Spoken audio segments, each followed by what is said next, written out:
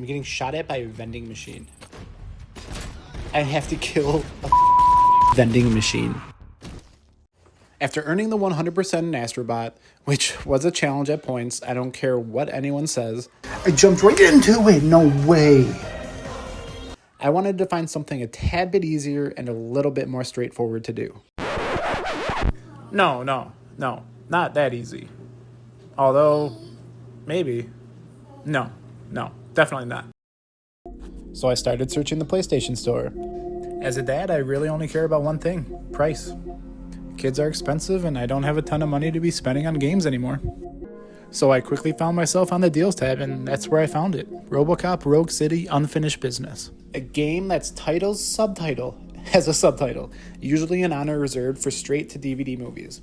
And straight up, I hate to say it, but that's where this game belongs. The Walmart bargain bins. And before you say anything, I understand that this is a budget title. It released at $30. I got it on sale for $17, but that was still too expensive. And I'm not just hating to hate, I have legitimate reasons that I'll explain in the video. It seems like I'm in the minority anyway, so if you like this game, great. I didn't. Anyway, here we go. The game honestly starts out pretty strong, with a mysterious assault on Metro West and Robocop rolling up looking all badass. It's a pretty well-directed scene. Perpetrator's shoes when Robocop finds them. Alright, well, I guess we're going through trying to figure out what happened. Obviously, this game is more mature than Astrobot. That's kind of what I was looking for too, honestly. A little less kid-friendly. But yeah, started the game going through trying to figure it out. Whoa. Alright, Mr. Freeze is in the Robocop universe. Confirmed. The Iceman cometh. On the real though, this frozen effect is really cool. This first mission is mostly an introduction to the story and a reminder that Robocop is still the most overqualified police officer in all of Detroit. During the investigation, we find a piece of tech was stolen, and whoever did it left behind a keycard to Omni Tower. Complete the mission and you'll unlock your first trophy, Unfinished Business. 1 trophy down, 25 to go. Go.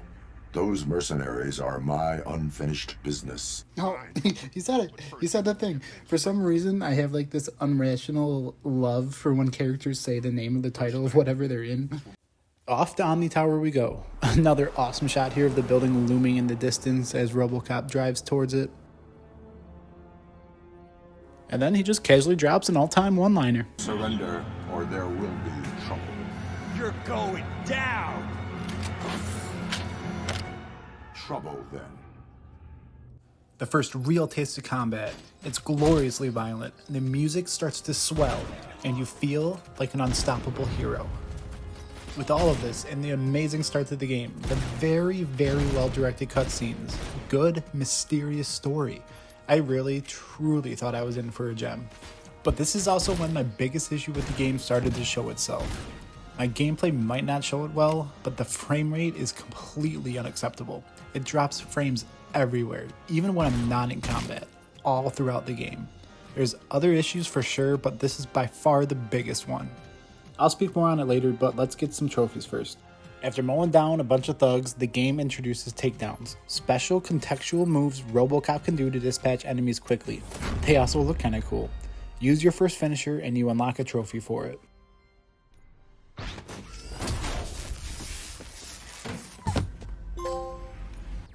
Then we talk to this computer to find out some more information on the mercenaries and to unlock a gate to progress further. Mercenaries have been occupying 8 of the top floors, and all technical floors.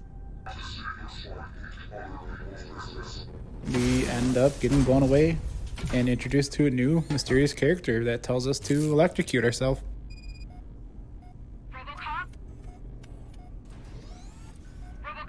And so, naturally, we do what she says. And when we do so, we unlock a trophy for gaining a new ally.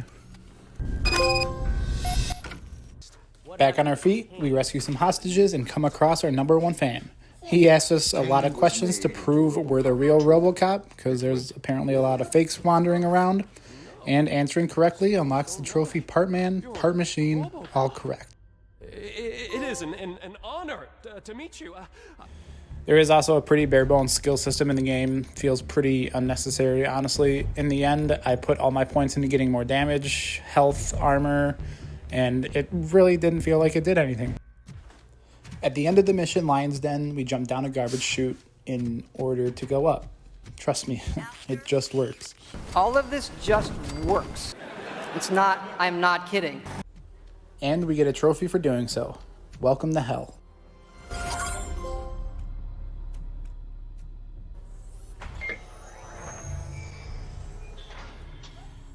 Quickly after jumping down, we have to shoot out control panels in under 40 seconds to stop the garbage compactor for another quick trophy. After that, we fight our way through another corridor of the same old enemies with one of the worst iron sights I think I've ever seen. And trust me, I know bad iron sights. I play Call of Duty. We then come across a new enemy type, a vending machine. And it wouldn't be the only time this happens in the game. We do that in order to get to a kind of hub area where we can get a trophy for petting the cat, which I feel like has been very overused at this point. But it's also where another issue with the game presents itself, the lackluster side content that all feels similar and boil down to go here, investigate, come back, and talk to someone about it. I included the side mission from the Lion's Den chapter earlier so you can see just how similar they are. The only difference here is that one person is sad their loved one died while the other is inconvenienced. I'm Riveting. sorry to inform you, but your wife has passed. She was always worried I would be the first to die. It was lying next to your brother's body. Mercenaries got him. Can't be. Now I'll have to look for a new employee. Damn it. The voice acting and dialogue all around too is just pretty subpar. Mommy, can we rhyme now? Gary, repeat the rhyme. The entered change was saved okay. 77318. Rhyming's fun. Yeah, that doesn't rhyme, kid. I mean, the writing in this game. I'm pretty sure that's the code for the door to open it up. So that's a very convenient way. So thanks for giving it to us that way, I guess. But yeah, no. So yeah, that did turn out to be the code. Anyway, we carried on further up the tower when we found out who the mysterious helper was. Why are you telling me now? Cats like you. And the reason that she told us is because cats like us. Awesome. We finish the chapter in the game for a trophy, and we find out that the big bad guy is revealed to be a former police officer that worked alongside Alex Murphy.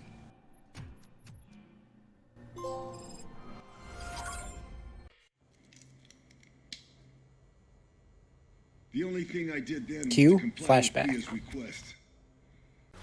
In this chapter of the game, we play as Alex Murphy before he became Robocop, and we quickly unlock a trophy here for letting enemies kill us. In this mission, we also find out that the tragic death of Cassius's partner is what caused him to become a rogue vigilante and the main bad guy in the game. There's 3 sections like this where you play as someone other than Robocop, and honestly, none of them are great. But beat this mission and you unlock the trophy, end of watch. I'll breach the door. Cover me. I'm kind of at the point where I want to be done with this game, so I'm kind of rushing through it here. But just look at how many shots it takes with a shotgun point blank to kill some of these guys. I mean, they're complete bullet sponges. Like, some die in 1, some take 4 point blank. It's kind of ridiculous. And then, as you'll see here, we have a fight they make it seem like a really tough fight because of the introduction and everything. And look at what happens.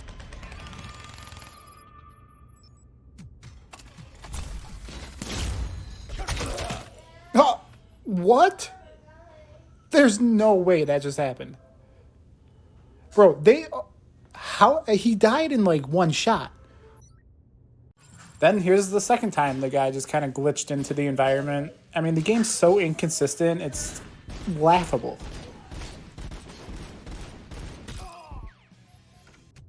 At the end of the mission, 1 in a million, you're still basically just trying to make your way up the tower. There's no real story purpose, just kind of padding out the length of the game.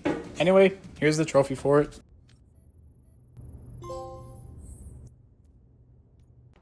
Then comes another one of those flashback scenes where you play as Miranda Hale, the mysterious lady that's been helping Robocop. You get her backstory and everything and find out her motivations, but I myself wasn't really motivated to care all that much.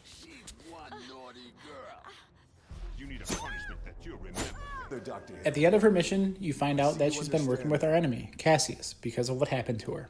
And you unlock the trophy holding a scalpel. Dr. Hale, it's good to finally meet you. Finally, I get to use the Mr. Freeze gun. Dude, it is such a cool effect, but it's like absolutely tanking the frame rate. Like when I shoot it and walk through it, watch. Oh, I missed. See, watch. Such a cool effect, but watch me walk through it. Man, that's like unusable. No! Samurai guy? That's such a cool design. That is awesome. That's one of the better designs I've seen in this game.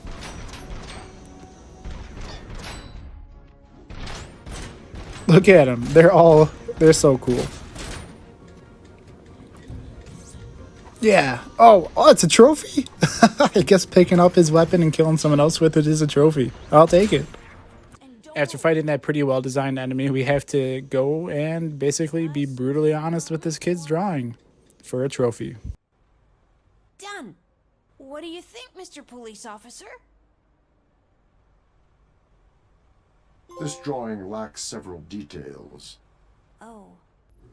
This mission, Ice and Steel, is mainly a murder mystery investigation. There are some action sequences, but it's basically walk back and forth between different people. Pretty boring. During it, you get a trophy for finding out Miranda's secret.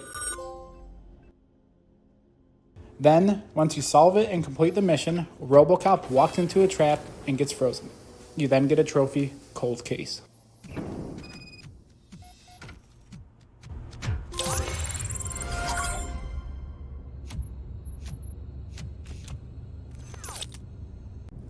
I also haven't mentioned yet that at the end of each mission, you get evaluated based on what you did during it. Here, I got my first A, which unlocked the trophy by the book.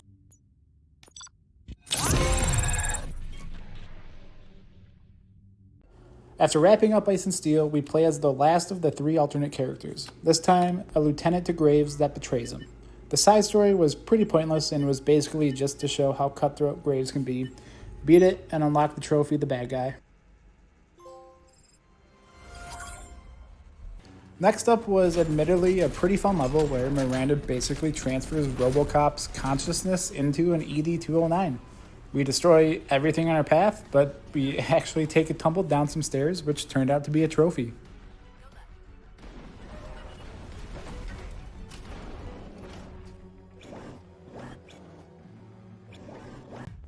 At the end of the level, we fight our way back to retrieve our trademark Auto 9 pistol and unlock rightful owner. I can see you're in the gun workshop. Is your weapon in there? It is. Then here's a perfect example of some very fun gameplay.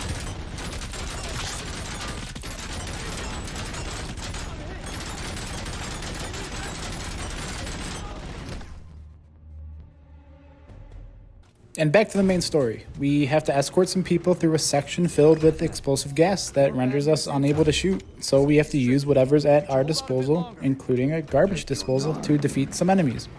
Throw one of the cool looking samurai dudes into it for a trophy. We're finally nearing the end of the story, but not before we get a trophy for helping this random guy propose to his girl. There is a kind of cool feature where you can upgrade your pistol. This one I was able to make fully automatic and have infinite ammo, making the gameplay just hold the trigger and aim. It's fun for a few minutes at least. Anyway, at the end of the mission, the Lethal Gambit, you unlock a trophy. Metal boy. Once this business is done and you can... And finally, at the end of the final mission, we chase down and kill Cassius Graves, earning us the last story chapter trophy as well as the platinum trophy.